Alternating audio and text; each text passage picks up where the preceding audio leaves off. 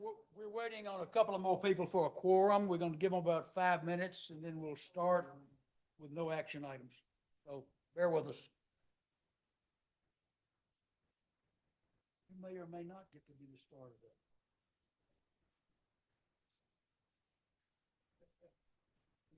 Got a, what, 5-person subcommittee, and he's the only one here?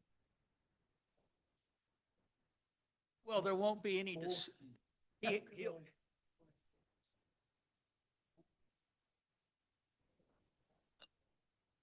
Alyssa, it's Caleb. Just letting you know we're short a couple of commission members, so we're gonna hold for a minute. We should have quorum here. Just letting you know. Okay, thanks, Caleb.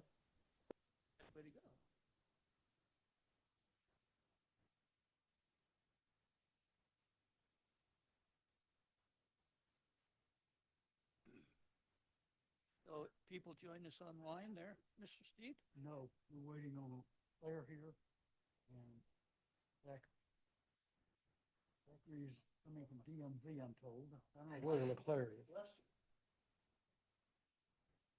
Okay.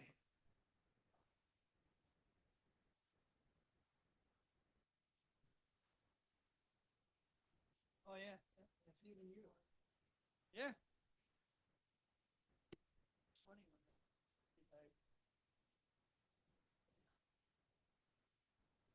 couple of years ago.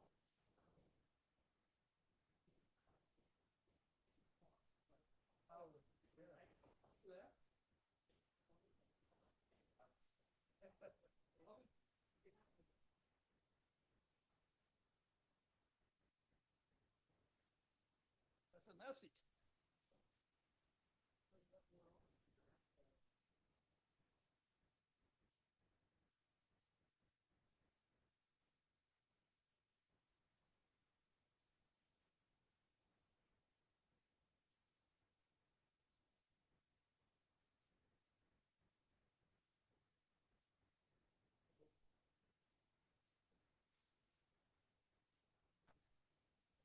Well, none of them I can eat.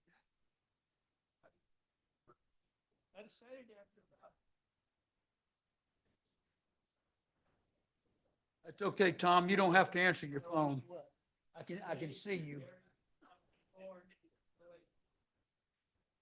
You're not last. We got one more out there.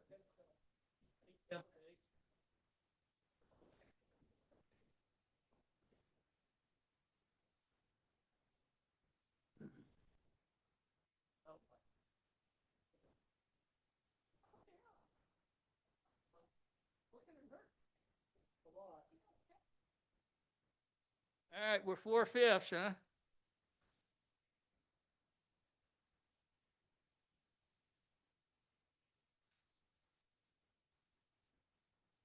So Walter, you've been traveling. Been absent a couple of meetings. I missed one. I thought it was 2.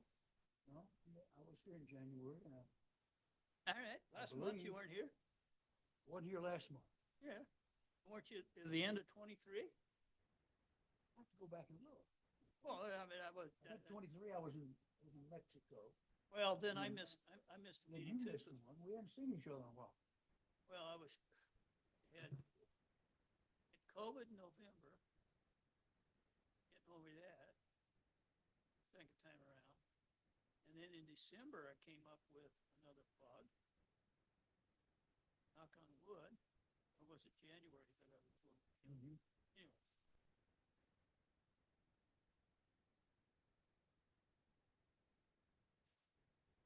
Okay, Caleb.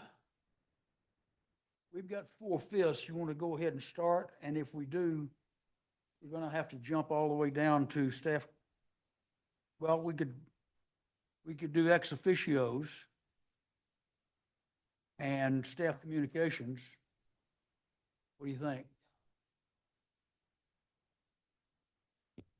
As you heard from,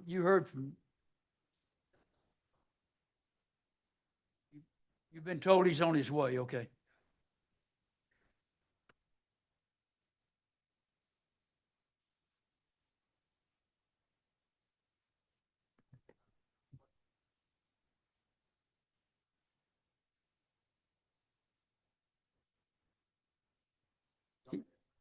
If he's holding a number at DMV, he may be here next month. My appointment now. Is it working better? No, you schedule appointments. Okay.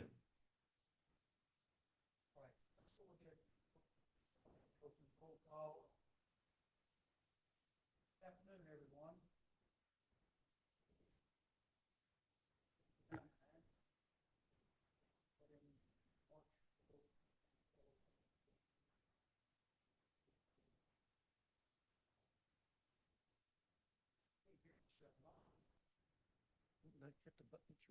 Hit the button. No, you need a green button. There you go. No, there's no green button, but I am on. Okay. You're fine now. No, it's gone back there now. Okay. All right. This is the March 4, 2024 Meridian Transportation Commission meeting. We're starting a little late because we're running short of members today, but we have a quorum member that we believe will be here shortly, so we'll go ahead and get started. Mr. Chair, sorry to interrupt so early, but we do have Commissioner Shoemaker has joined us via Zoom. Welcome. Thank you. Okay, first item is roll call. Mr. Ballard. Present. Mr. Shoemaker.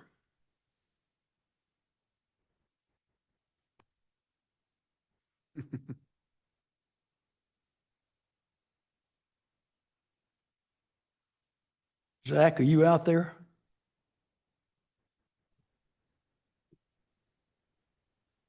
Hello? Hello, we can hear you now. Okay, so you are here. Mr. Lancaster is traveling.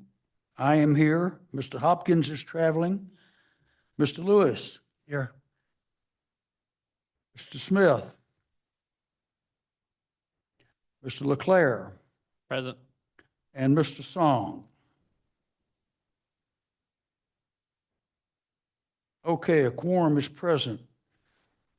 John Wasson, I believe, is being covered today by Sean Martin. Is that correct, sir? Correct here. Leila Klopfenstein? Present. We still have Dave Reinhardt on the ex officio list. I believe we have Miranda Carson here in his seat, correct? That's correct, Mr. Chair. Lisa Taysom? Present. Justin Price? Mark Wasdall, attending for Justin Price. Thank you. Glad to have you. Sergeant Smith? I understand Sergeant Smith is trying to sort out a few traffic accidents from this morning's snow. Ms. Murray is here. Caleb Hood is here. Caleb, would you like to introduce your new able assistant to your right? Thank you, Mr. Chair, members of the commission. Heather Hill joins us as the new coordination planner. So you will be seeing her, kind of the transition will be, she'll shadow me for this meeting, and then next week I'll shadow her, and then she's on her own. So yeah, she'll be leading this group kind of here over the next few months anyways, coordinating with ACHD, ITD, doing a lot of transportation things, obviously, as well as working with the school district. So it's great to have her here. I don't know if you want to hear a little bit about her, but she comes to us from Canyon County via Oregon, Bend area. So we're just super glad that she's here, and I think you all will enjoy working with her going forward. Welcome. I had asked you where you were from. You said Bend, but I didn't ask you what you were doing there. So would you like to tell us what your background is? Yeah, so when I was in Bend, I worked for Deschutes County as a planner for 4 years. And I was also a project manager with the city of Bend for a couple years. And then I had a short stint with a private engineering firm as a consultant doing land use planning. So that's kind of what I did over in that region. Okay, again, we're very glad to have you. Yeah. We also have with us Councilmember John Overton, who I understand almost helped create this commission back when it was something else. Glad to have you. if I misstate this, straighten me out. I understand that you're not a designated liaison by the mayor or council. You're here because you want to come watch all the excitement. Okay, glad to have you. Okay, first item on the agenda is the adoption of the agenda. Staff have any changes? No, sir. Anyone on the commission request a change? The agenda will be considered adopted. Next item is the approval of the minutes. Staff, we would Chair would entertain a motion to approve or comments. Mr. Chairman, Mr. Lewis. I move that we adopt the minutes as presented. Second. Motion by Mr. Lewis, second by Mr. Ballard. Mr. Hood, I would comment that it does not appear we have an adjournment time on those minutes. If that could be captured without a problem, that would be nice to have. All in favor of approval of the minutes, please say aye. Aye. Anyone not want them approved? They are approved. Old business. Next item is the transportation project updates. Mr. Hood, please. Thank you, Mr. Chair. Members of the commission, Caleb Hood, Community Development. I will begin this update on page 6. This is going to be probably the briefest update in transportation project updates history.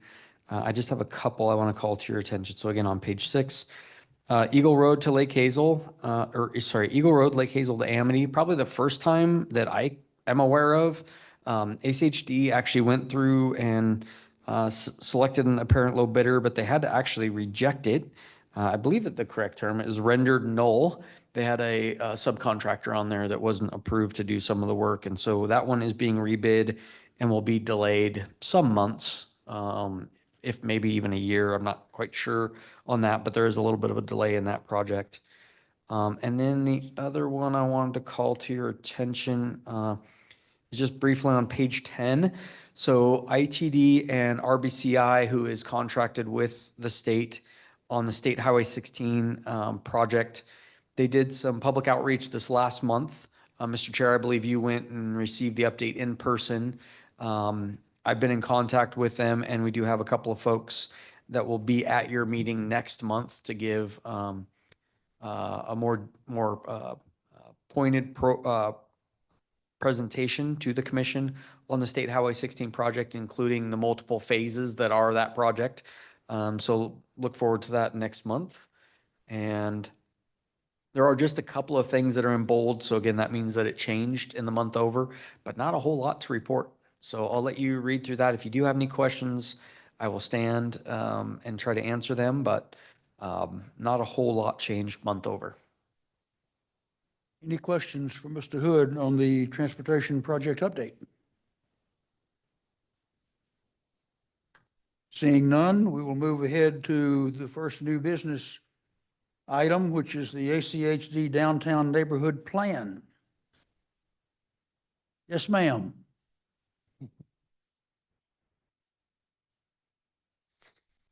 Good evening. Is mine on? You can hear me good? Okay, good. So for all of you guys who don't know who I am Christy Inselman. I'm the planning supervisor at Ada County Highway District. Some very familiar faces I see up on the Transportation Committee. And I was asked to come and kind of give an overview of what our neighborhood plans are and just an update on the Meridian Downtown Neighborhood Plan. So the purpose to start off, the neighborhood plans were originally an idea that we enacted beginning back in 2012. We divided the entire Ada County up into 16 individual neighborhood planning areas. And the purpose of these plan was, on the whole, a project identification tool. It was meant for us to go out to the public in these very specified areas and do a targeted outreach to find out what improvements those areas needed. Meridian Downtown was one of the first ones that we did. The very first iteration was adopted 2012, 2013 rollover timeframe. So that was when the first one was adopted. The Meridian Downtown Neighborhood Planning Area It is from Linder to Locust Grove, the interstate to Cherry. So it's just a square where we focused in on the Meridian downtown area. So that was one of the first ones that we did. And then just recently, we did an update where we go back out to the public. Where do you need improvements? Where are we lacking sidewalk, pedestrian crossings, roadway improvements? On the whole, we have over 1,500 projects that have been identified to date through all of the neighborhood plans that we have done. We have completed an entire cycle. And our goal is also to go back every 10 years and update those plans. So we were here in 2012, 2013 on the original Meridian downtown. And then we came back and did the update. Projects have been completed out of that plan. And then we add new in. What did we miss the first time? So that was what was just completed. So that's kind of the purpose of our neighborhood plans. Meridian also has 2 other neighborhood planning areas. They have the Meridian North and the Meridian South. So basically everything that's not in the downtown core, north of the freeway is the Meridian North, and then Meridian South is everything south of that. So all of those plans have been adopted. There's hundreds of projects that have been identified through that process. And we have found that that is a really great tool in helping to identify projects that eventually would make it into the integrated 5-year work plan and get constructed. So it's a vast array of projects. So total, just some deets on it. And again, I'm just going super high level. With this updated plan, we did not identify projects that had been completed, and there were 12 of those, 9 bike and ped projects and 3 road and intersection projects. And then adopted, we had 12 pedestrian projects identified, 8 roadway projects, and then 14 bikeway projects were identified in the neighborhood plan for downtown. And it's a robust public outreach that we do. So we coordinate with the City of Meridian staff, with Development Corp, with neighborhood groups. We do public meetings to get outreach. We do surveys. So it generally takes us about a year to complete those neighborhood plans once we're done with them. So, and then we take them to our commission, the ACHD commission, with recommendations from our city partners on those plans. And so this most recent one was adopted in January. So that's where we're currently at with the plan. And I will stand for any questions that I have. I just went super high level on what they are, but I'm happy to answer any questions that you have on our process, how we do our outreach. If you ask for specific projects, you might take me a minute. So I'll start with the first question. So this process you're talking about is done outside of the 5-year plan That's correct. and funded separately from the 5-year plan? Yeah, it's funded through our operational budget is how we pay for it. We generally bring on a consulting firm that helps with the development of each of these plans. And so we generally do about 2 per year is what our target is. So this last time. 2 per county? No, two neighborhood planning areas per year we update or we adopt. So when we did the neighborhood Meridian downtown neighborhood plan, we also did the Boise West Bench neighborhood plan update at the same year.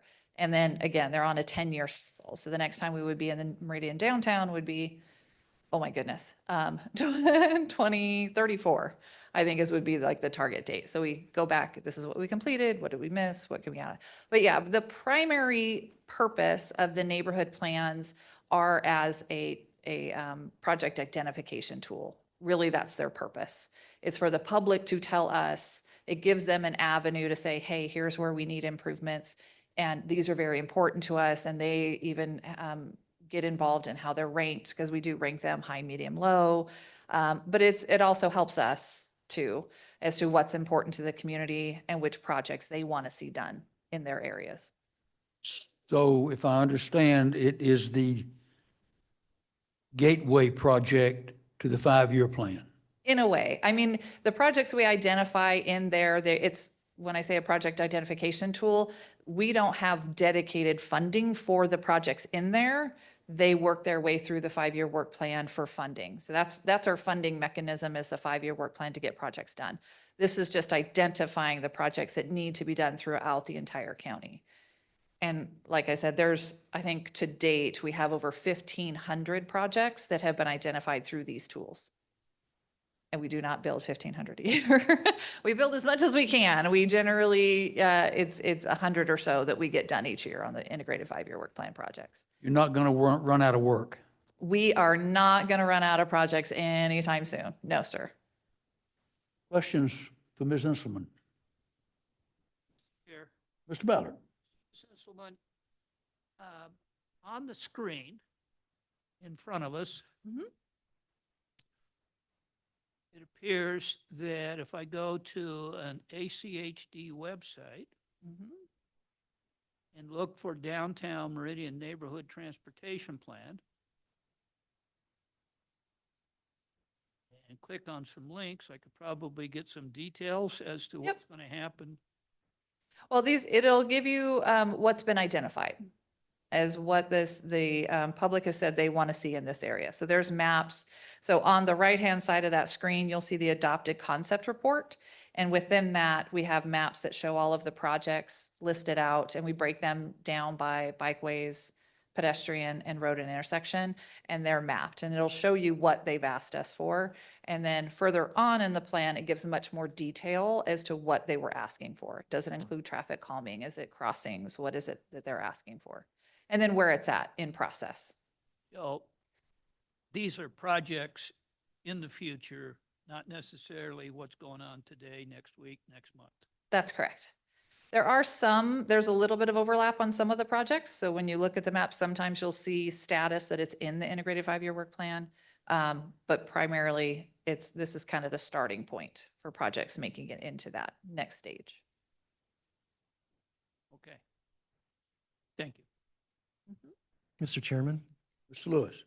just a quick question. Historically, the neighborhood plans have been focused on bike and ped projects, but I see recently that it's been morphed a little bit to starting to include local and collector roads with the change in definition of what's a capital project, what's a roadway project and what's a community programs project, right? Correct. So the neighborhood plans from this point forward are going to include the local and collector road projects and going to be separated out from standalone bike and ped projects. Is that right? That's correct. We're, I'm sure you guys are all aware, as you start a process and you have really great ideas of how that should start, 10 years later, you're like, we could make this better. And one of the ways that we heard back from the public to make it better is to look at everything. They're like, I don't want to have to look at one plan for this and then go look at another plan for this and another plan for this. So we're trying, as we do the updates, we're trying to pull all of the components in from what the public is telling us. Obviously, these neighborhood plans they're meant for a conduit for the public, for them to reach out to us and tell us what what's important to them. These are also not meant to be 100% all-inclusive. Like, we're not going to go in and put every single CIP project into the neighborhood plan if the community is not telling us it's important to them right now. So we want to make sure these are very reflective of what the public is telling us that they want in that area. But yes, we are including those components. Thank you. As the city is currently, and other agencies, entities, are currently reviewing and getting ready to submit the 5-year plan request on March 15, is there a review process such as that for these neighborhood plans? Or the neighborhood plans literally a shotgun of what everybody says? We are in the process of trying to, because we also have our, a separate effort, but we have our project prioritization methodology. And the idea is that we would put those metrics against every project that's been identified by our partner agencies, by the public, and they all get ranked against each other to be used to guide the development of the integrated 5-year work plan. They're not if it's number one, it's in and it's going, right? It's meant as a guide to tell us what's important to the community. And one of the metrics that we have on both our community programs methodology and our road and intersection is it identified in a neighborhood plan? So if a partner agency is asking for it and it's ranking high, there's a certain amount of points that get assigned to our partners, which we just increased with this last update. It used to be 10% of a 100-point scale went toward the city requests. Now it's 15 of the 100 points go towards a city request. And then also if it's identified in a neighborhood plan, then it also gets points. So when we're seeing a project that the public is saying that they want it through the neighborhood plan process, our partners are saying that they want it through that process, you know, maybe there's an accident history on it or it's part of a school route. Those are what elevate a project up in our prioritization ranking. So these do play a part in that for sure. Other questions, commissioners?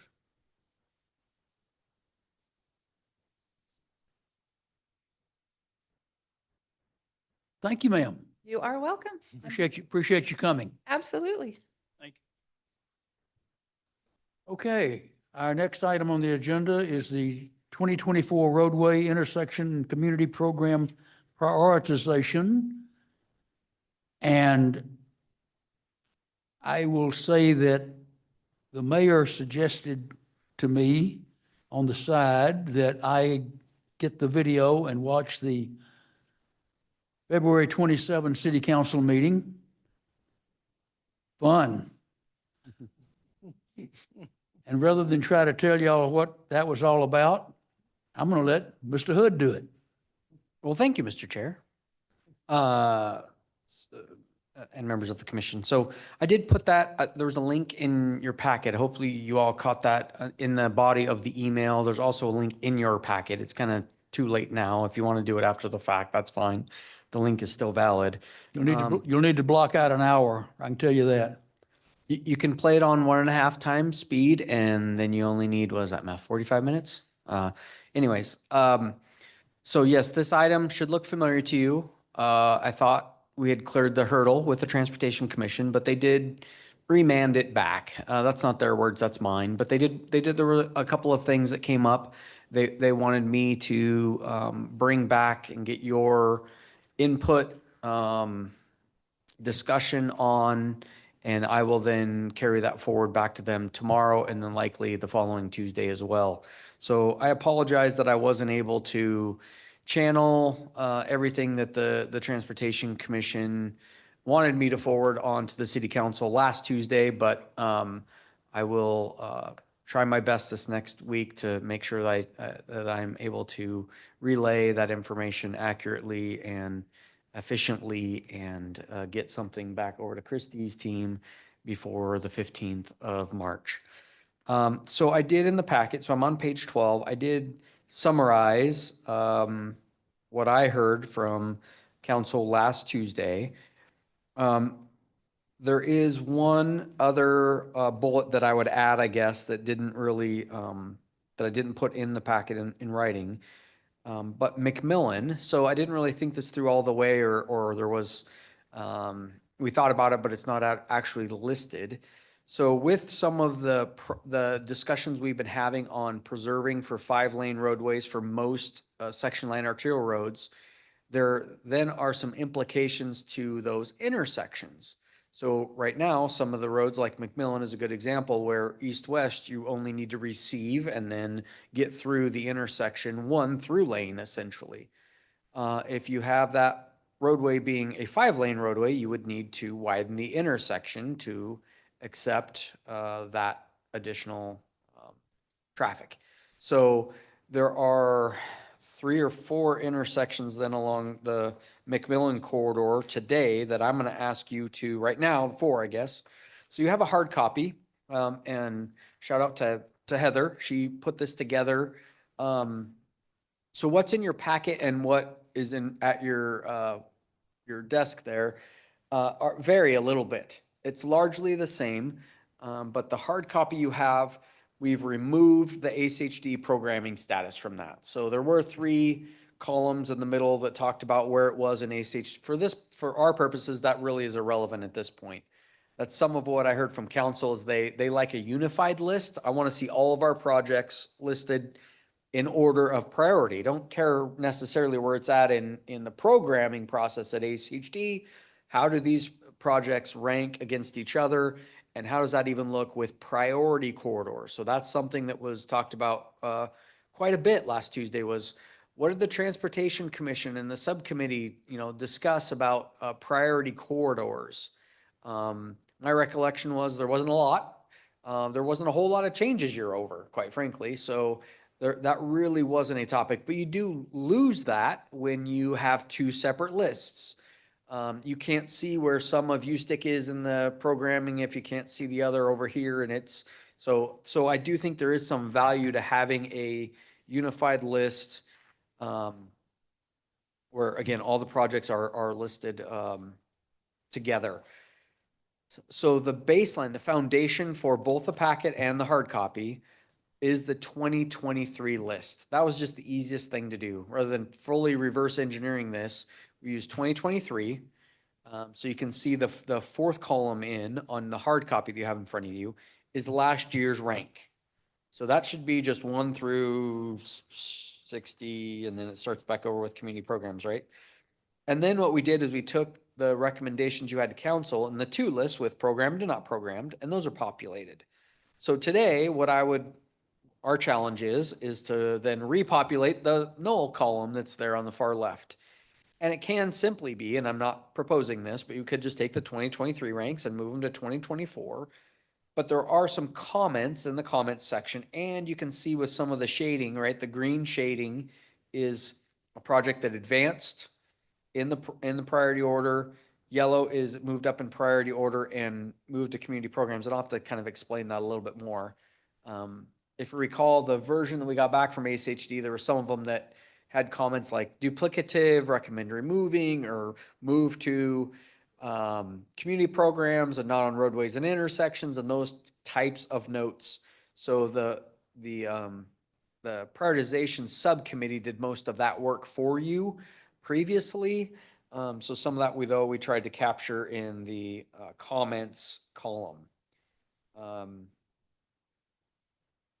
Make sure I set the stage here correctly. So again, some of the other things that council asked me to prod you for is, should we consider prioritizing a north-south arterial like Meridian or Locust Grove? So the assumption there is that you can't have both. So should one be more important than the other? Meridian, it's an interchange there. Locust Grove there isn't, but it is a parallel route to Eagle Road. Is one of them more important than the other as you're looking at priority corridors? I will take a quick aside. Caleb, let me interrupt you if I may. You bet. Your meeting. I would suggest we take each of these and attempt to answer them one at a time. I mean, this is like a football field full of ants running around. Yep. You can't decide which one to step on. And I would let you pick the one or ones that you think are the most important to council and try to get an answer out of us. We only have one of the subcommittee members here today who's going to share with us everything that went on in that 3-hour meeting, I'm sure. But I would suggest we try to narrow this down by addressing an item at a time. And the first may be what you just mentioned that wasn't on your list, the intersection question. If you say Macmillan to 5 lanes, to me, that is not a program, that's a policy. But if you are programming something within that policy, could you not or should you not assume that it carries into the adjacent intersection as opposed to just stopping from 5 lanes and going to a 3-lane intersection and that's the end of it? Or do you agree with the council that the intersections need to be spoken to separately? Yeah, Mr. Chair. So yeah, we can tackle that first if you'd like. Yes, intersections do need, there was a day, and it wasn't that long ago, but ACHD did used to build a mile and then do an intersection on either side usually. Sometimes they'd do both of the intersections on the ends of a mile, but it's probably been, I don't know, 5, 6, 7 years at this point where those are now separate projects. Occasionally they'll do a project where it's a mile an intersection, but typically, and if you look at our list, And the way they're listed on ACHD, those are two separate projects. You can do the mile and you can do an intersection, but those are two projects. Okay. So, and I'll just say, I've got up, yeah, it looks like you all can see it. So Christy's still here. Appreciate you still hanging out. She shared with me the prioritization corridor, so we'll double back to that. I also pulled up the CIP map at ACHD, and you can see McMillan. So as you get further to the west, and these are on our list, there are a couple of intersections on McMillan that are on our current list that we programmed, but nothing back towards, 10 Mile back to the east. All those intersections right now are their ultimate configuration, which wouldn't work if you widen McMillan. So that's why I do believe we need to add those to our list, and those are the 4 then that I would ask you to find a home for. You can keep them all together. You can group them with the mile that they tie in with, however you want to do that. I simply put them at the end of the spreadsheet you have. Heather, put them at the end of the spreadsheet you have in front of you. But I would ask that we do add them to the list. If you want to leave them at the end, that's fine too. I think they will be a higher priority though. If I'm reading the tea leaves here, they're probably higher than the very end of our priority list. But, and you need to do the intersection that adjoins a high or a prioritized mile or section. In other words, you can't leave all of them at the bottom of the list if up in the top of the list you're wanting to do between walk and don't walk. You got to tack the intersection on up there with it, right? It wouldn't function very well, certainly, if you widen the roadway and left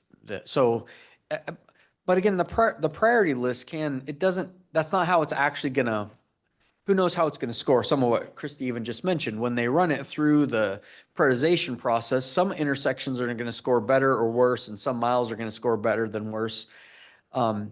Typically there is some jumping around, and again, that's why so I'm gonna keep jumping around a little bit. Priority corridors, right? There is some for these few corridors that are in the county that are ACHD Commission designated priority corridors. They do try to move right down the list. But most roadways, you get a mile and then they're going to go work on something else on the other side of the county. And then 5 years, they'll be back and do the next intersection and mile. So it's not usually work right down the corridor, boom, boom, boom, boom. It's boom, fix this problem. Then we're going to go plug that gap over there, and then we'll go plug that gap, and then we'll come back and do that intersection. Then we'll go plug some more gaps, and then we'll come back and do the next mile.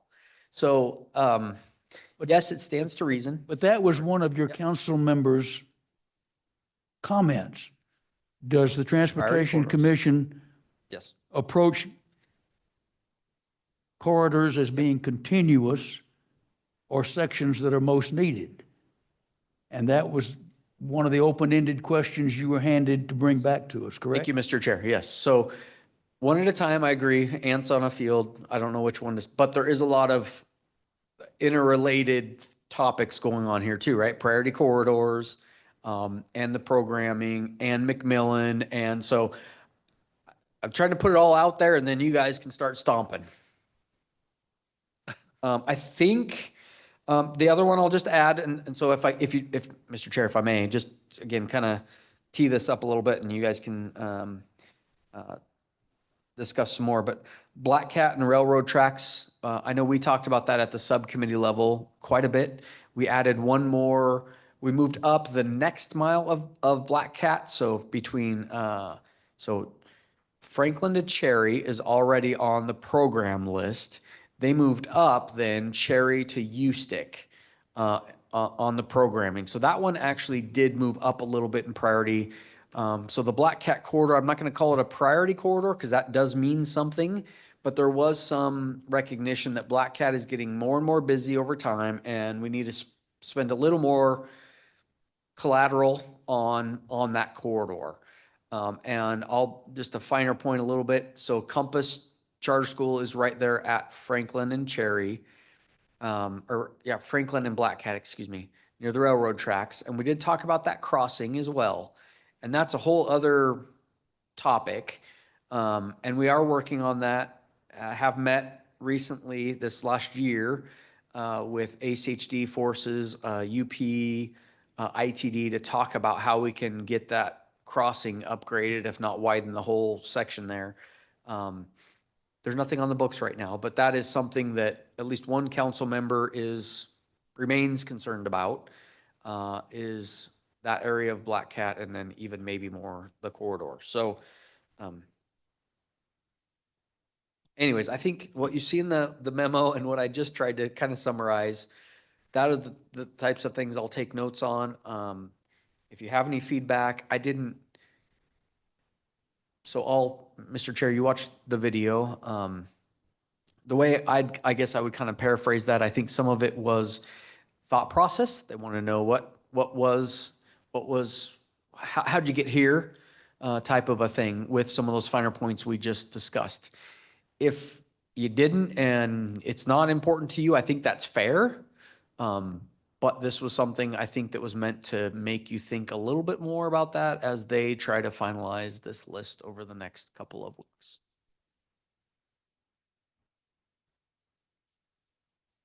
Mr. Ballard, you're looking at me. Would you like to start?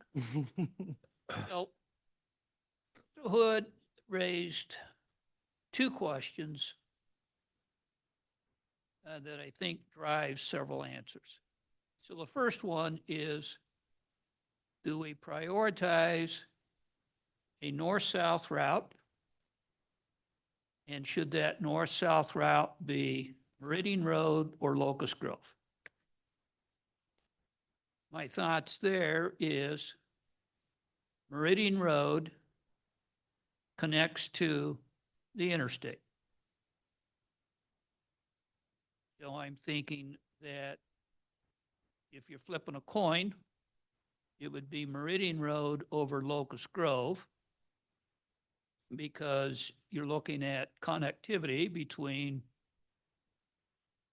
you go from Shindon all the way to the interstate with that access. So let's complete Meridian Road with 5 lanes where necessary. And when that Meridian Road bumps up against McMillan Road, then you widen the intersections there. And then you take on Locust Grove. That's how I'd prioritize that question.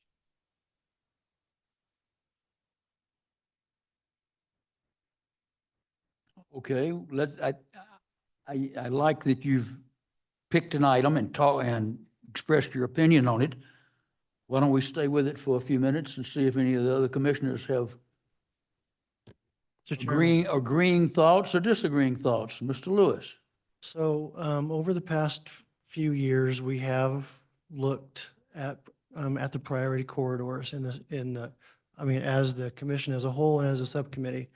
I know in years past, we've looked at Franklin, we've looked at 10 Mile, we've looked at USTIC, all as priority corridors for different reasons.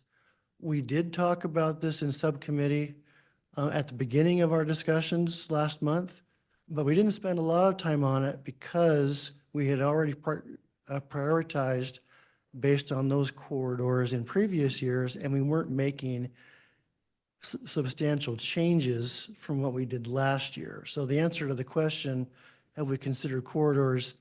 Yes, but it was in previous years and we didn't mess with it. That's the short version. Now the other thing that was mentioned a second ago on a different but related topic was looking at new McMillan projects in the context of 3 lanes versus 5 lanes. My opinion is, well, I'm for the concept of a 5-lane McMillan. The problem we have is that it's not in the master street map as such.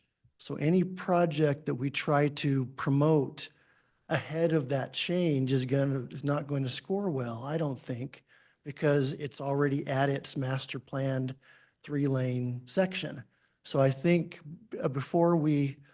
just back to my opinion, I think before we try to prioritize McMillan projects ahead of things we've already gone through in the top 10, we need to start backwards and get the master street map changed so that we can show that our McMillan sections and intersections are not meeting plan, if that makes sense. Mr. Hood? Yeah, Mr. Chair, I appreciate that. Mr. Lewis, good comments. I will just, a little bit of an update. So I did see, and I didn't provide it to you all because it's, I think, still in draft form, but Ms. Inselman did share with me some draft proposed, I don't know how much it's been vetted even over there, but the joint meeting that ACHD and the city council had here at the end of January, it was discussed, by the way, we'll talk about it, it's on your future meeting topics, the preservation of those arterial roadways. There is some movement at ACHD to change the master street map and the CIP to reflect some of those roadways that have previously, and it's still, I guess, present tense, are currently planned for only 3, but that shift is occurring sort of in the background. Now, the timing of which, I don't know that that will be done before this year's version of the integrated 5-year work plan, but the wheels are in motion to start ACHD thinking about preserving 5 on McMillan, Locust Grove, and Meridian, to name a few. Helps. Would you mind, Mr. Chair, if it's okay, would appreciate Christie. I was reluctant to call you up and put you on the spot when you didn't come here to be put on the spot. But since you volunteered, jump on the spot. Now you're in it. Now you're in it. No, I don't mind being put on the spot at all. Just as a follow-up to that update. So we do have a commission work session planned with ACHD Commission on March 20th. And it's at that commission that we will present the map that I shared with Caleb, which shows per the city's request, the section line roads in Meridian, preserving for 5 lanes across, other than the ones that are shown as 7. And so that's what we will be taking to the commission on March 20th. And then based on the feedback we receive, we would come back to them a couple weeks later for adoption. So that's the timeline we're currently working from to make those changes to the master street map. Okay, so let me clarify, and Mr. Hood, you may need to do this with the council, because it didn't sound to me at the council meeting that they understood this was as far along as it now appears to be. I remember this commission passing a vote asking ACHD to take McMillan to 5. I don't know that I'm sure where it went from there, but apparently a lot further than I could have guessed. So I think that's a clarification that needs to be made with council, that however y'all wish to phrase it, the arterials are working on being recognized by ACHD as being a minimum of 5 lanes. Is that Well, we are doing right-of-way preservation changes to the right? master street map. So Right. we're not getting into the weeds on necessarily number of lanes at this point. It would be right-of-way preservation. So that's kind of our first step, is going to 100 feet. Reserving for what could be 5. Yes. Correct. Okay. So that, and that also helps with on the development side, as developments are coming through, we already have it identified as 100 lanes as we continue the conversation on lane. Which is what I think the TC wanted 6 months ago when they voted for that. Mr. Hood. So, Mr. Chair, just a little bit, I'm not trying to be defensive, but that map came in after I talked to council. No, So I no, agree no. with you. I need to share that with council, but I didn't know that until No, Wednesday or no Thursday of criticism last- intended. No, I know you're not. I'm just, some of this is rapidly changing. So even that, I mean, again, was the first time, and this was late January, there was the joint meeting. So this is pretty breaking news. And again, back to Commissioner Lewis's comments, you know, I don't want to be cart before the horse and waste points, if you will, for a top 10 project that doesn't mean anything yet at ACHD. So I do appreciate that perspective. It may not be too late. And here's what I've said in past years. We need to be aware of those things and what ACHD does with this. Here's some of what I heard Tuesday from council is, don't care about ACHD. What's our priorities for the city? That's why you have one list, and that's what I heard was, I want to see one list with our priorities. Well, there's an ACHD bent to some of this. What's our priorities? What's our message to the public, from the public, on what is important to Meridian for transportation projects? Yes, there's politics and you got to balance everything out and all that stuff, but what's our priorities? And that's what I kind of challenge you with is, what do we want to see? Not what's going to happen, but what do we want to see? And so even back to these intersections, what makes sense? Put this in an order you think are the biggest problems and which ones you'd like to see fixed first. I mean, that's kind of how I'd put it. So, put whatever filter you want to put on it, but that's essentially why you have one list is let's not play a bunch of games. What are our priorities? Well, Mr. Hood, my thinking was that was an item that was mentioned multiple times, the 5-lane talk, multiple times by various council members. And I was hoping that with this, we can put that to bed and they can concentrate on other things. One other, while we're on it, I reached out to ITD about the railroad crossing on Black Cat. And because a council member stated in that meeting that that was an ITD situation. Mr. Price told me in an email, I think this morning, that that's not an ITD situation, it's an ACHD situation. I don't know what the answer is, but I think we also need to get that resolved in terms of who is it we're supposed to be talking to regarding the railroad crossing on Black Cat. And you may already be doing that, as you mentioned a moment ago, and I'm just unaware. Chair. Yeah. So this is another one where I'm not going to put Christy on the spot, but she was copied on an email earlier today. So I guess kind of I am putting her on the spot. So we've been talking with Ryan Head on some of the other safety improvements that we're looking at. So again, another layer of this is safety. And so there's some intersection improvements that we've been talking with ACHD about. And again, the Black Cat crossing is an intersection, a railroad at an arterial. He had mentioned Tom Furch to me. I did email Tom earlier today, Friday, I can't remember now. He responded today anyways. There isn't really much of an update, but Miss Carson was part of a team that went out there and met on site. Again, I think I did mention that earlier in this presentation, as we were looking at maybe even going after grant money to do that. So it'll likely happen with an ACHD project. That coordination will have to happen, but it's a separate contractor that works with UP to do that work. And so they try to sync that up with an ACHD project and the contractors at UP. So it feels like one big project, but it really is sort of outside of ACHD even and ITD. It's its own thing. Again, I would make the suggestion that you clarify that to council so they can put that one aside or in a slot and worry about the other things that we may or may not be able to answer today. Mr. Ballard, you had a question or comment, sir? I have a question, and someone in the room can answer it. My understanding has been that ITD controls a road going over a train track and who gets to rebuild those tracks and that part of the road. So who controls that decision? ITD or ACHD? So, Mr. Chair, I can Go ahead. go ahead, Mark. Excuse me. Please. I won't be able to give you a good answer on who actually controls it. The way I understand the program works, we have a state railroad crossing coordinator, Blaine Schwendeman. He used to be our coordinator in District 3. And I'm referencing a couple of projects in City of Nampa, which are on local roads, but he is involved with them, working with the city and with the railroads on those projects. I don't know whether ITD has a separate agreement with ACHD in Ada County, which might put it into a different category than what's going on in Canyon County and specifically City of Nampa. But I'll probably go talk to Blaine about that and get the answers from him because should be the ultimate point of contact. Right. I'd had a conversation many years ago, and she's now retired. But very quickly, she explained to me that ITD controls those decisions.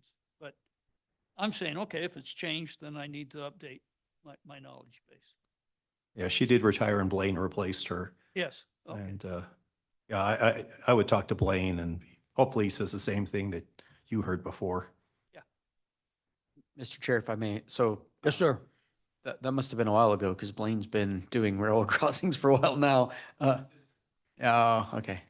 What I was going to say is I can go ahead for next month. I'll include any other further conversations I have, but I'll copy everyone on this email I have from Tom, and I'll include Blaine's contact information, any relevant information in the packet for next month. So, particularly on railroad crossings. And Mr. Hood, my only comment is not arguing about jurisdiction. I'm saying, okay, who do you coordinate with? Yeah. Who's the quarterback calling the plays? And Mr. Chair, just to follow up on that, it is coordination. There's a lot of cooks in that kitchen. So In my experience with railroads is they will ultimately control whatever happens. Okay. Where are we, Mr. Hood? Have we got an answer to anything yet? I have some notes. Does anyone have any other comment regarding Mr. Ballard's comment regarding Locust Grove and Meridian? Mr. Chairman. Mr. Leclerc, welcome. Yep, I've been looking the other way so much. I know. It's so we went to the effort to present our projects the way we thought ACHD wanted them. And the council didn't like that The format. in the format that we used. And so we're going to blend them back together again. I guess my comment is, it seems like this exercise may lead to a less effective presentation to ACHD. But we're going to do it, so it's okay. I'm not going to worry about it too much. I did have a question also. Let me interrupt you before you do that. Mr. Hood, my understanding is this list you handed out today is for us and the council's edification. The list that will go to ACHD by the 15th will be a do you call it tiered list? Yes. Program list or whatever. Two separate lists. Mr. Chair, that is my intention, unless it just gets too complex, convoluted, then I'll let Christy figure it out. But I do plan on having, and I'll probably even just send her the one list and then break it out with programmed and not programmed. But yes, I fully intend to give ACHD what they asked for and give council what they asked for. Yeah, okay. Okay, Good. go ahead. Yep. All right, that's good. That was one, I wondered about all that. So then I hate to hit Christy again, but we had her, she talked about the master street plan and right-of-way preservation changing. But is that, Mr. Ballard and Mr. Lewis, we've been talking about 3 corridors. Is what she's discussing for the March 20 ACHD meeting all 3 or just one of those? I think Or I is can it answer that one. More comprehensive than I think. There are a couple more, but it's mainly 2 segments on Locust Grove. 1 or 2 miles of Meridian. I think it's from Ustick North, so 2 miles of Meridian, 2 miles of Locust Grove north of the freeway, and maybe a couple miles south of the freeway. Victory's one that I want to kind of put a pin in because I don't know that it makes sense to preserve Victory to 5 lanes east of State Highway 69. There's a lot of development out there. I don't know that the density warrants it. So, and I can't even remember off the top of my head what it looked like on Christie's map. But essentially, aside from Overland and sections of Fairview Cherry that are planned to be 7 lanes, most all section lane roads were shown as 5 on the map that Christie, right-of-way preservation. So up to 100 foot of right-of-way that could accommodate a 5-lane roadway is what Christie is planning to talk with her commission on the 20th or whatever day that was. So it's pretty comprehensive. pretty comprehensive in Meridian's area of impact, section line arterials. Again, there's a couple, Pine isn't planned to be 5. There's a couple of exceptions to that rule, but generally, yes, most arterials, 100 feet of right of way or more. Well, it's interesting that, we made this, another comment, Mr. Chairman, it's interesting, we went through that process to look at McMillan, and that led ACHD to review their master street map, it sounds like. And so that, I hope we've had some role in that, but I mean, it seems like ACHD is following what we're doing perhaps more than the council is. But anyway, that's, I don't know why they would be so outraged about these projects and 5 lanes and all, and say, we're kicking this back to you when we've been working on these things for years. And as Mr. Lewis said, before last summer, even, our special projects have had these goals. So anyway, that's, I look forward to considering these as new projects, and we'll see what the next steps are. It sounds like the concerns about priority corridors are being met by ACHD, and so that's good news. And so I think that's all I have right now, but we'll keep working on these, on the overall list, and get this thing prioritized. I wouldn't characterize the council as outraged. I might use the word confused. And maybe some of this discussion will allow Mr. Hood to help them through their confusion. Yeah, and Mr. Chair, that's essentially what I was going to say. I think there was some concern for the 2 lists and it being difficult to navigate what our priorities really are with 2 lists. Outrage, and certainly that's not directed at the Transportation Commission. I didn't get that sense when I was there talking with them. What are they giving us? Send it back to them. What are they thinking? No, that wasn't the tone. We were referred to as the experts more than once. That's which why I they- thought, yes. well, thank you very much. Correct. So I don't want this to come off like you guys didn't do a good job the first go around, so now it's back in your court again. So please, if I didn't mean to mischaracterize that No, conversation. they were looking for clarity. Yep. And I got to take responsibility for this because I think Commissioner Lewis, there weren't a whole lot of changes. That's why I thought it was pretty straightforward. Yes, 2 lists, but nothing radically changed in my opinion. It's not like we went from, a Locust Grove or Meridian and now we said, you know what, we're changing our mind. Don't do anything on Locust Grove or Meridian and work on, Canada, we didn't do anything radical like that. So I really was a bit surprised that they sent it back to you. But yes, Mr. Chair, I think they appreciate, respect you, and wanted to make sure whatever they do is somewhat vetted through you first. So that's why these few things back in your court. Mr. Lewis. Mr. Chairman, I think we left off the question of the 4 new McMillan projects that are on this latest printout at the end of the roads and intersections section. All 4 of them are labeled TBD for discussion here. Since the master street map still shows this is 3 lanes, and since this list is due in 10 days back to ACHD, I would suggest that we leave them at the end of the unprogrammed list, and then we can prioritize them in next year's prioritization list. Well, that should satisfy the council that we hear them and they should be listed. And Mr. Hood can correct me if I'm wrong.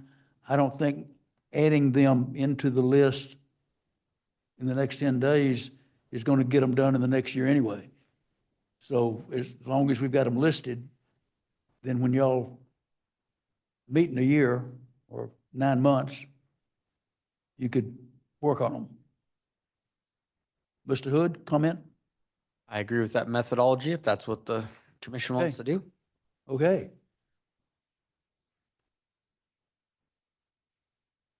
As you're ticking things off over there, what do you have unticked?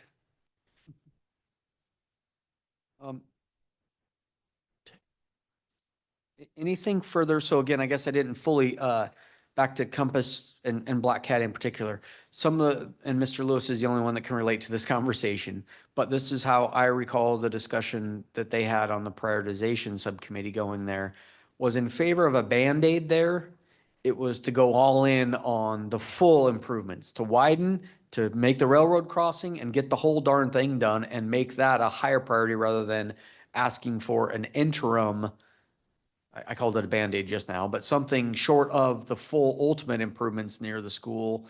So that was kind of what some of that conversation was. We didn't record the meeting, but so I'm just going off of memory and again, looking at Commissioner Lewis if he has any other context or whatever there. But that's one that again got talked about a little bit anyways last two. It did get talked about. Mr. Lewis? Mr. Chairman, yes. At the beginning of our deliberations, the roadway project was number 16 on the programmed list, and the standalone railroad crossing was number 55 on the community programs list.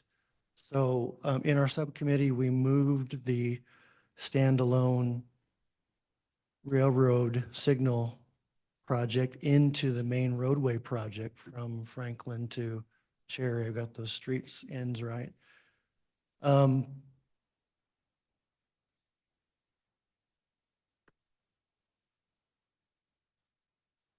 They both were in the same design year and in the same construction year. So it was, and it was at the request of ACHD also that we combined the two projects. That was one of the notes that came from them. So that's what spurred us to make that decision to put them together. As far as asking for an interim project, I hesitate to do that because it is a very complicated process, as we've talked about, to do anything at an at-grade railroad crossing. You've got the railroad, you've got ACHD, you've got ITD, you've got so many players, and the contractor has to be a UP approved contractor, which leads into this being a very expensive process because there is no competitive bidding on these types of projects. If you were to do a standalone project, it would probably be a $400,000 project to gate the 2-lane road as it exists now. And that's throwaway because it could not be reused for, when the 5-lane 100-foot roadway comes through in 2028.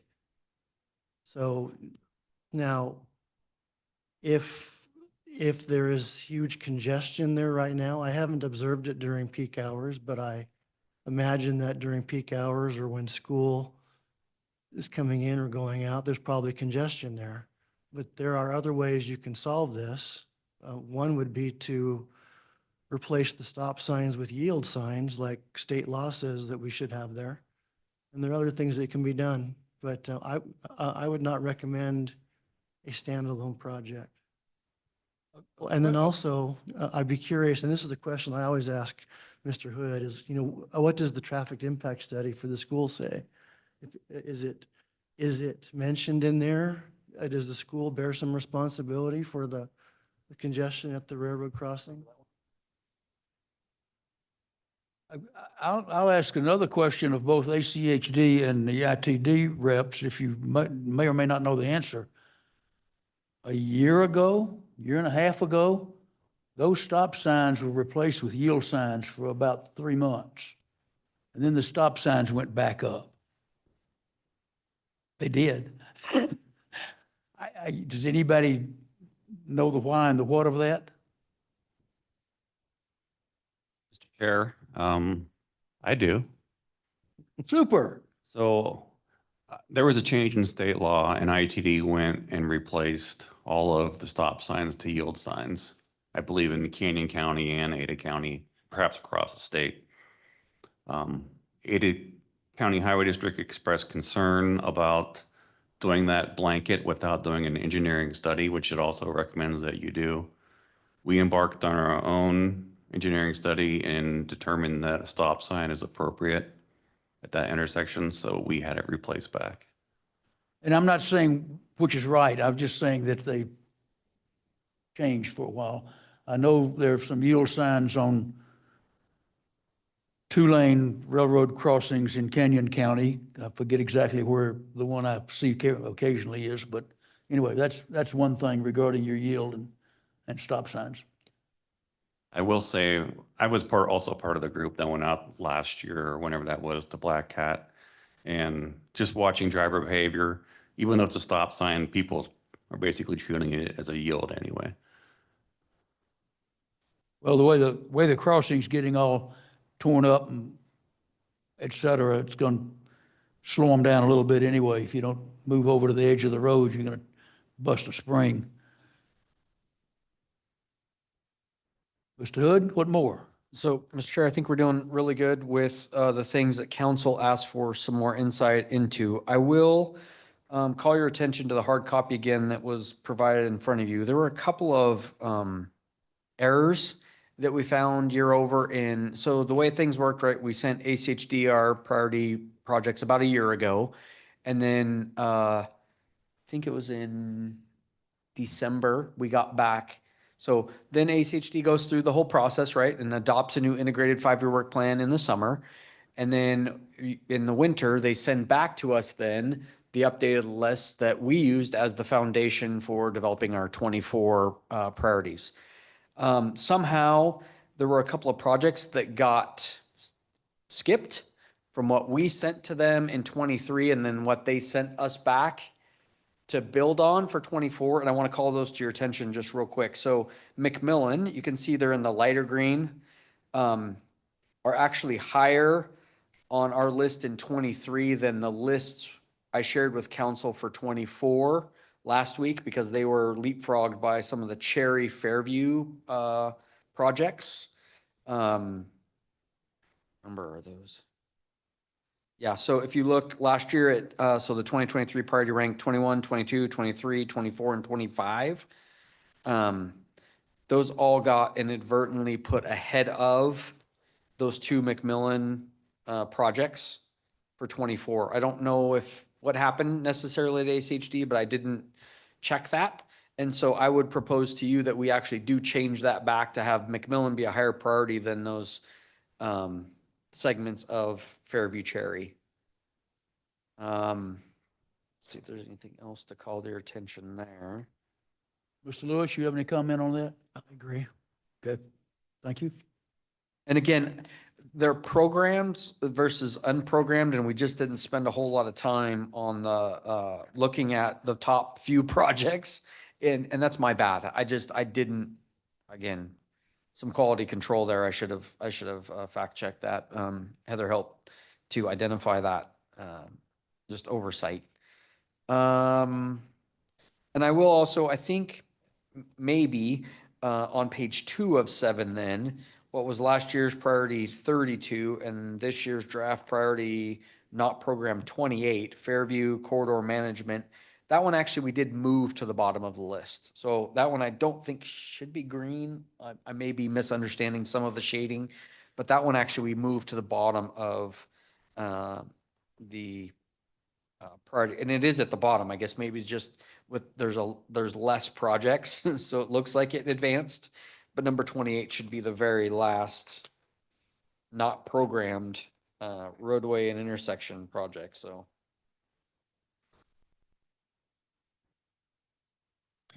And then another one, so just kind of going through the comments a little bit. And this is sort of similar to the Black Cat example or explanation that Commissioner Lewis gave you. But on page 2, the very last project there, moved to the community programs from roadways and intersections. So that's technically on a road. I think I explained this to you the last couple of months. If it's not on an arterial though and isn't impact fee eligible, it's going to the community program side of the list, not to the roads and intersections. So a little bit of a misnomer when you just think, well, that's a road. Why wouldn't it be on the roads list? Well, they're all in the right of way on a road. It's, is the project impact fee eligible essentially on a roadway? So that one was move to the community programs side of the world, side of the programming. I would propose that, again, what are our priorities? That one's probably about right as overall priority. That's a funding source issue, not an important project for the city issue, if that makes sense. So I think the same, the beginning of page 3, that's also a high priority downtown project that doesn't really score well in the ACHD world, but it's very important for access into our downtown core. Pine is basically the only game in town east-west to get into downtown. So that project would add another way east-west to get into downtown Meridian. So for the city, it's a pretty important project, but again, at ACHD, it's not going to score very well.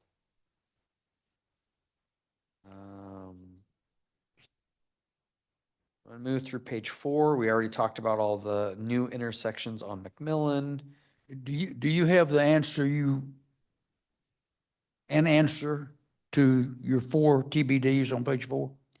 Yeah, Mr. Chair, I heard they're all just staying right there in that order. I don't know if that, I guess what I would propose if a friendly amendment, I know it wasn't a full voice vote on that, but the direction I heard, maybe it would make some sense though to just do it, east to west or west to east.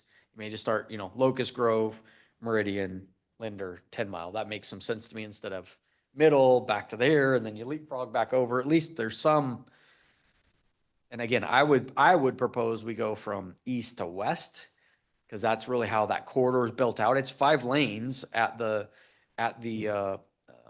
Locust Grove intersection on the Boise side. So there's a Maverick there on that side of the intersection. It's 5 lanes going towards Eagle Road. So to me, that makes sense. Leave it at the end, but that intersection should be the top.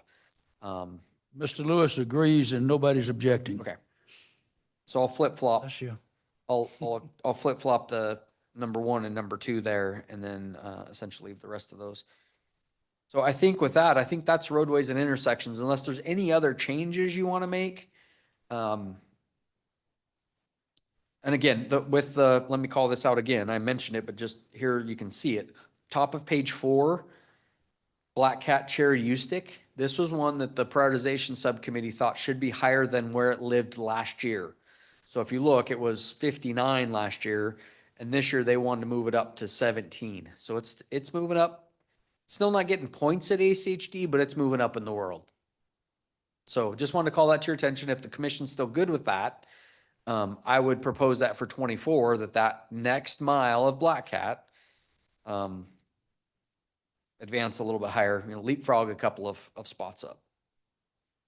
And with that, I think that kind of summarizes what I would then carry forward to council for your roadways and intersections priorities for this current year.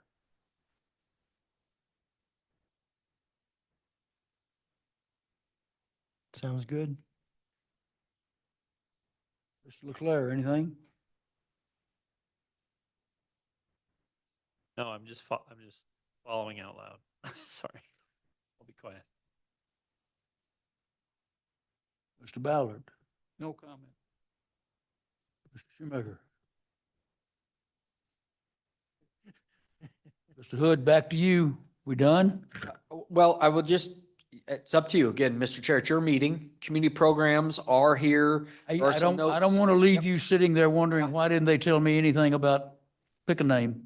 I don't have any unanswered questions on my world. I think I've got what I need for council.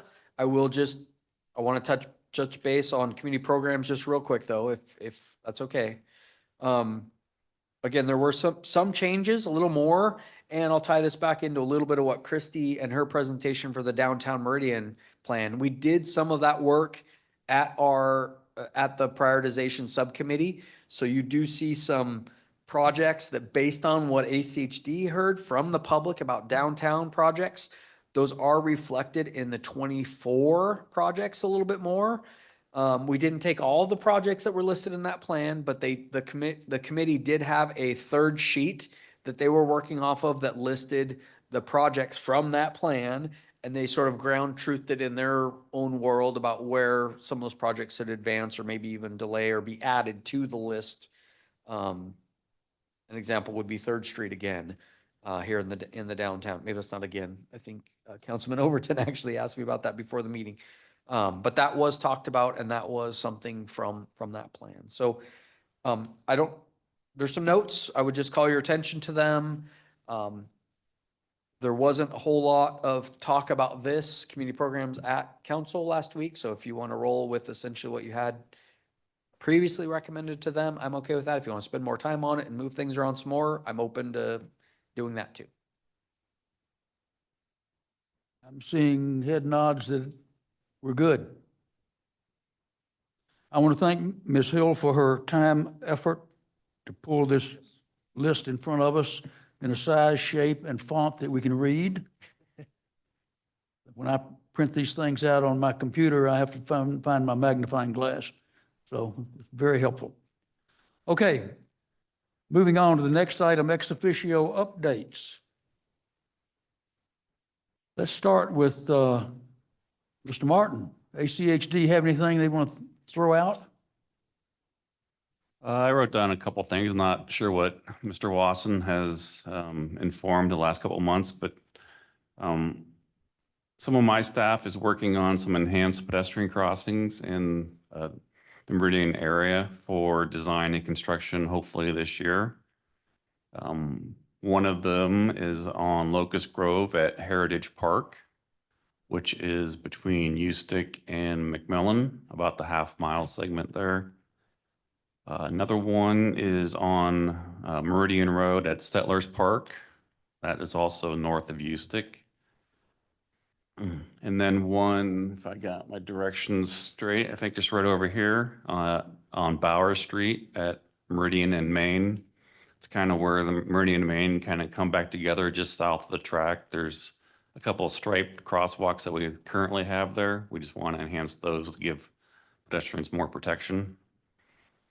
And then another thing we've been working on with Meridian Fire Department is they've been working with MyoVision to do a new Opticom GPS system that they want to try out for faster response times. So we've been working on an MOU with that one.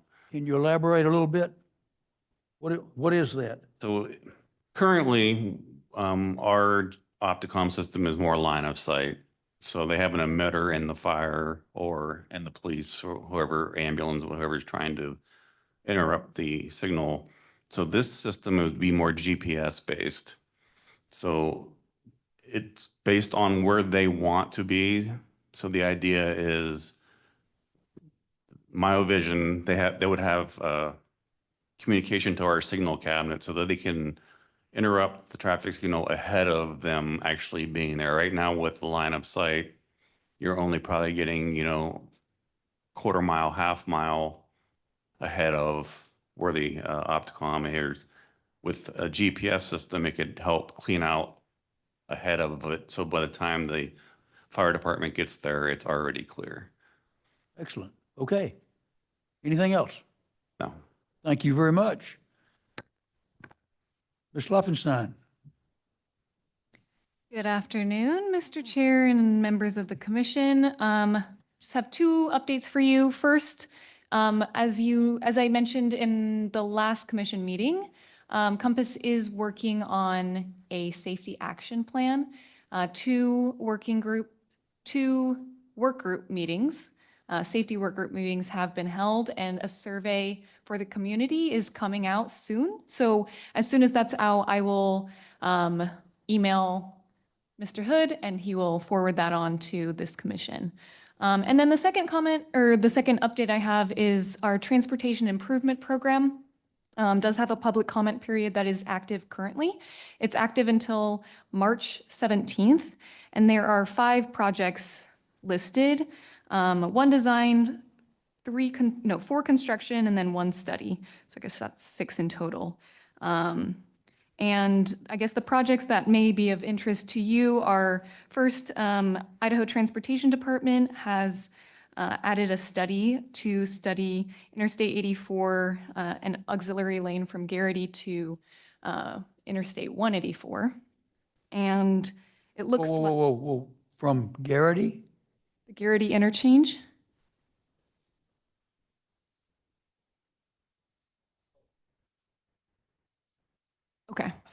It says auxiliary lane. Yes. Anyway, that study is in the tip, open for public comment.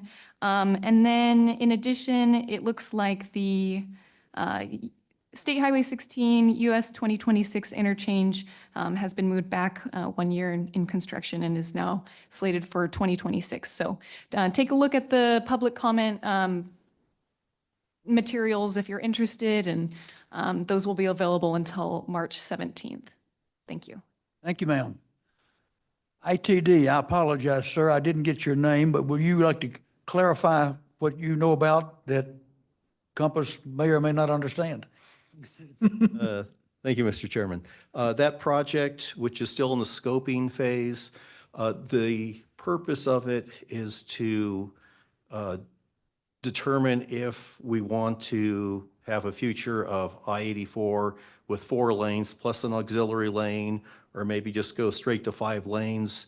We did have our project there on I-84 to put an auxiliary lane eastbound from Meridian to Eagle.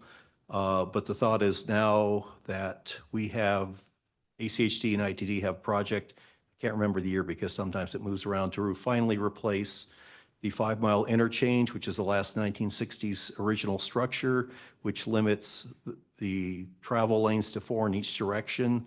Once that's gone, it'll be 5 available.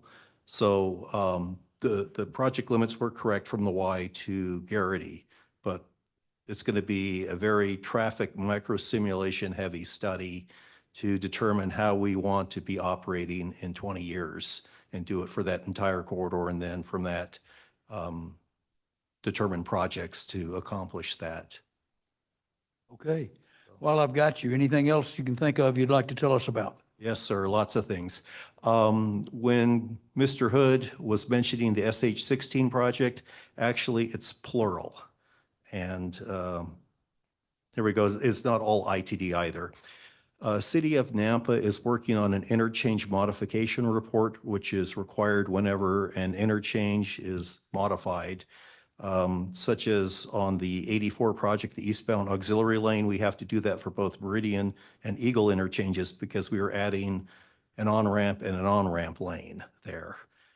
City of Nampa is working on a planning environmental linkage study actually, I don't know whether it's actually a PEL or whether it's just a straight interchange. I think it's a straight interchange modification. They are looking at adding an arterial southbound from the interchange that's being constructed right now, which would give local access to more southerly portions of Nampa. So they're running that project. Then Mr. Hood was referring to our construction projects, which are there are a number of them, different phases, and rather than misinform you, I'll have you wait until next month when RBCI and the TECM, which is Transportation Enhancement Congestion Mitigation, which is the state bonding money, that team will bring forward to you the whole program. It's pretty complex with a number of different construction completion dates and projects, and I think part of the tip, they were moving money from one section to another, but I'll let them handle that. And then there's a third 16 project, which is from 16 and 44 up to Emmett to the junction with 52, and that is an environmental assessment reevaluation. There was an environmental assessment in that corridor in 2004 with federal approval in 2005. It never contemplated a freeway coming in from the south with an interchange at 16 and 44. So we are I'm managing that study, and we're looking at how you have the future of that corridor, how it runs when you have a freeway coming in. And so 3 different projects there on when you say 16 now, but only 1 for construction at this point. Thirdly, I will talk with Mr. Hood afterwards and do some research and put into the monthly update report the status for Black Cat and see if there's any other projects in Meridian on the railroad. And I'll talk to Blaine Schwendeman and get you verified blue-checked answers on the questions you had and have that in next month's report. We'd appreciate it. Thank you. Anything else? I'm thinking there should be one more thing. Oh, yes. I was here last month and talked about the virtual open house we had for the I-84 auxiliary lane. And that closed on the 28th. It was interesting. We were getting about 15 to 20 people a day visiting the website to go to the open house. And then we had a media personality, namely me, be interviewed by Channel 6. And on the day it was aired, or the day after, we had 280 hits. So not sure what, I haven't seen the comments yet that came out of that. See what happens when you wonder if anybody's listening or not. That's well, at least 280 people were listening. So that's it for that project. Okay, Thank you, sir. thank you. Ms. Carson, what is going on in the school world? Thank you, Mr. Chair. Dr. Reinhardt told y'all a few months ago about the badges that were coming in for the district. Those have been rolling out at our elementary schools, and we've seen some really positive feedback from those, both from parents and more fun from the kids. We've seen really positive feedbacks with a little elementary age kid gets to scan on like a little spy kid. So that's been really fun to see, and it's also been really helpful for us data-wise to see where kids are getting on and off. We will continue to roll those out this year, and then they'll be at all 3 levels next year. We have some parking lot projects that we're beginning to look at for different facilities, parking lots that are district-owned, that we can improve efficiencies with folks getting onto the property, as well as some safety improvements once they're on the campus. And then lastly, we continue to have a bus driver shortage. And with that, we're coming up with creative solutions. So we do have some new stop methodologies that we'll be using next year for our school of choice schools.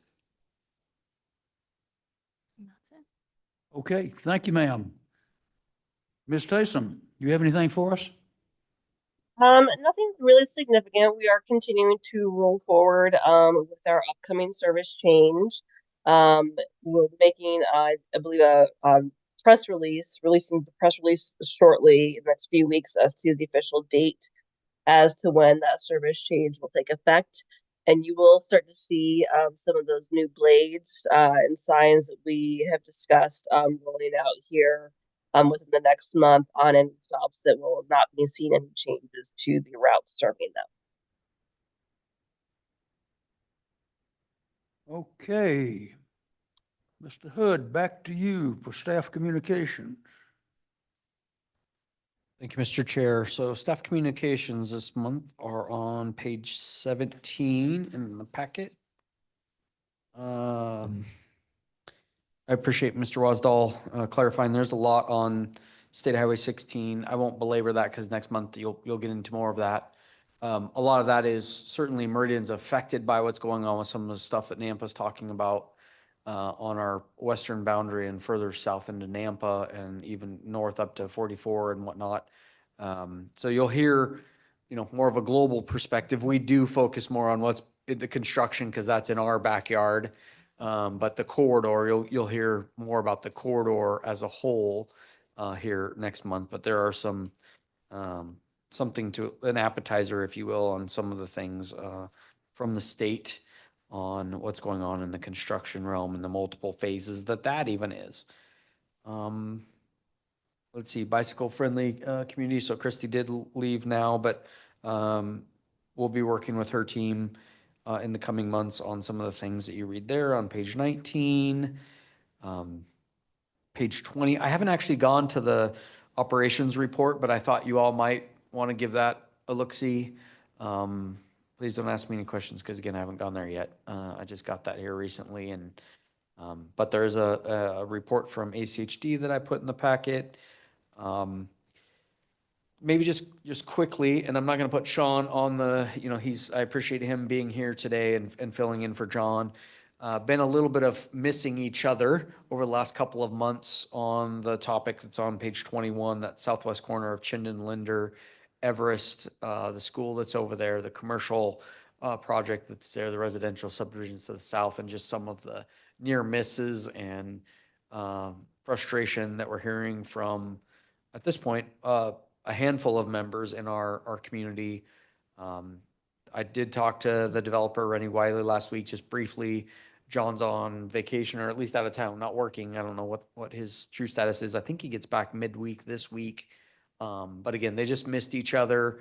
I think both the developer and Mr. Wasson have been willing to sit down and figure out a plan for some stop signs, some paint, some yield signs, something out there to just basically clarify who has the right of way and do some controlling of the traffic flow out there at that, what is, I know it as the Night Hill Center.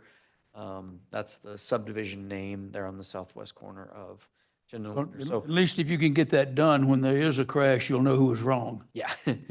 Well, yeah. So, and it is, and again, I'll appreciate ACHD for helping a little bit here because it is private property. It's not ACHD's, it's not an ACHD roads thing. But we as the city don't have traffic engineers. So we need somebody to sort of volunteer and help explain some options that maybe could make it function better.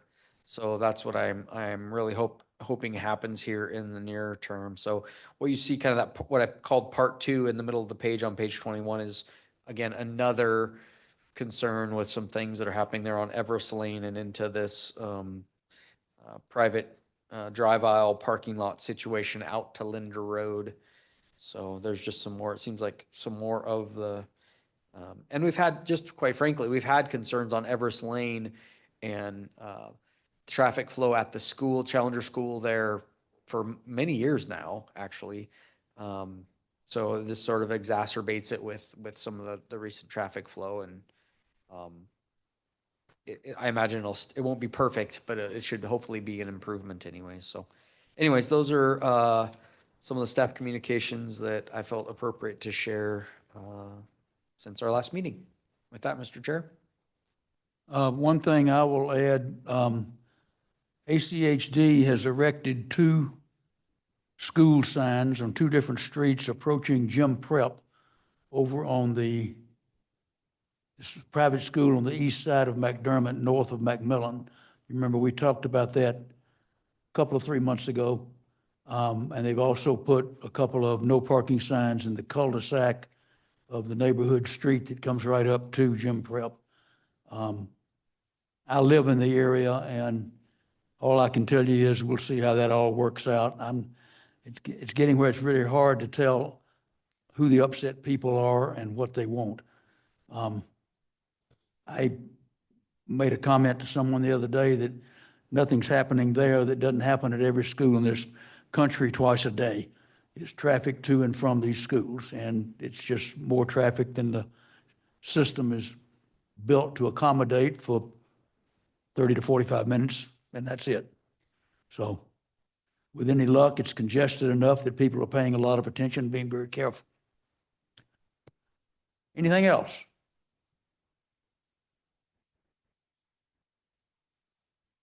Would like to thank all of you for attending today. Hopefully our busy other members will be able to be back with us next month. Chair would stand for a motion to adjourn. So moved. Mr. Lewis, second by Mr. Leclerc. All in favor, please say aye. Aye. Thank you one, thank you all.